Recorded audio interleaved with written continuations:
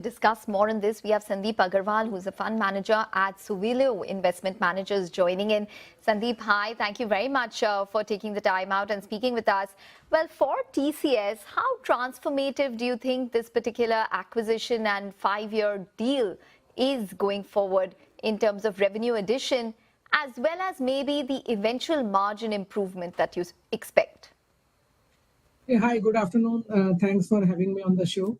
So, a lot of data is still flowing in, and we have also heard what Kirti was saying. And the point I would like to make here is that, what is the alternate use of that money? And I think whatever steps the company is taking, whether earlier it was the AI data center, now this is the acquisition, I think the alternate use of that fund, which ideally would have got them 3.5% post-tax return, is being used to generate much higher return. So I think, the low growth phase for the Indian IT industry has pushed all the Indian IT companies to actually do acquisitions where they can create value. And as rightly said by Kriti, that it is on-site based, and if at on-site they're making 10%, I think it is a great deal, because generally on-site doesn't make even 10%. So if you are doing 10%, when you start outsourcing and you start getting the tail revenues, it can easily go to TCS level. So in short term, there could be some dilution, but I think definitely it will be EPS accretive. As I said, that what was the alternate use of that money which was there, and I think versus that, this is a much better use of that money, and it will also help them build capability, get into newer markets. So I think if all the companies, and that is the reason you would have seen that last few months, most of the companies are looking at acquisitions, whether it is Persistent, whether it is Coforge, and everyone are going on the same path.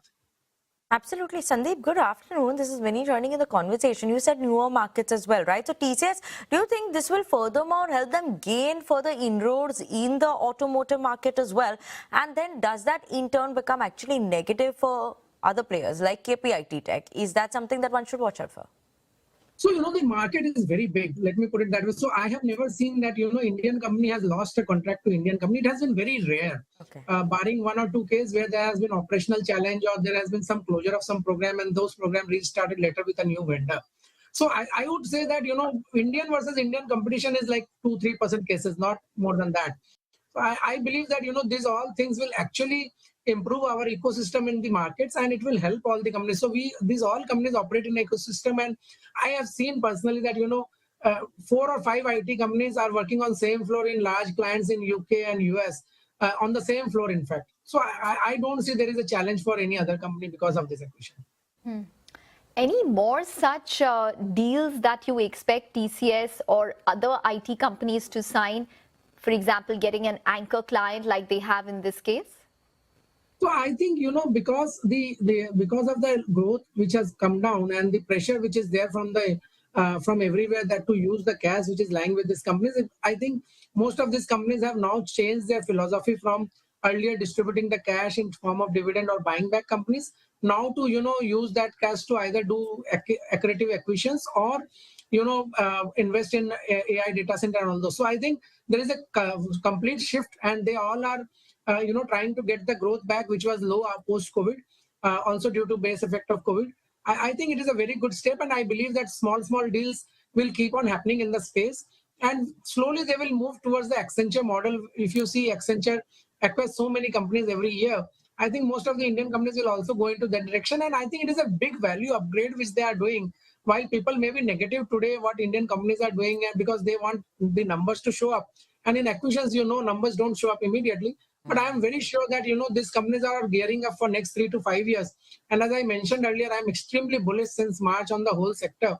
And I continue to be bullish, and we have increased our stake substantially in the IT sector in our PMS also. Okay. So we feel very positive about the sector. We believe that, it is right now not seen in right format by the investor because of last 2 years of low growth. But as they start delivering, they will have a positive outlook on the sector. Okay. Sandeep, just a quick one, 2 points. One, obviously we have NVIDIA's results which are coming out today as well. So what are you keeping an eye out on? Do we expect anything as an impact coming in for Indian IT companies? Second point, H1B visa risks seem like it's coming back, right? Some bit of an increase. As of now, it's open for comments.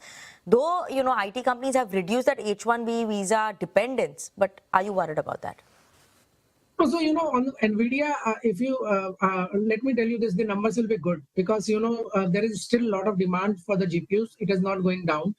and they have invested a lot of money and they have done a lot of tie-ups. So I don't see anything negative there.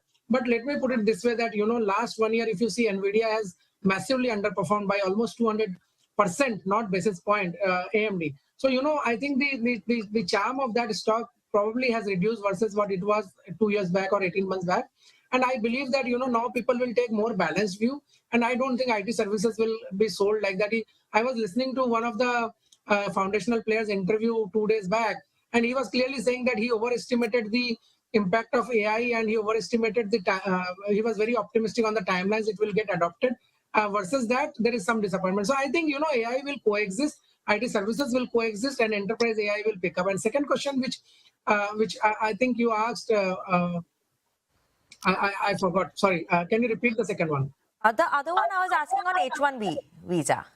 See, already President Trump 2 years back has already said that it will be $1 lakh, and then it was turned down by a district court in US as not being passed by Congress. So I don't think, and also as you rightly said, the dependence is very low. Even in worst case scenario, it plays out, I think will be 1%, 1.5% impact for the whole Indian IT sector, which is very minuscule, and I don't think they will not be able to pass on to the client. I can say you this, that let open enterprise AI start opening up, which is happening now. You will see big relief in the whole sector in next few months.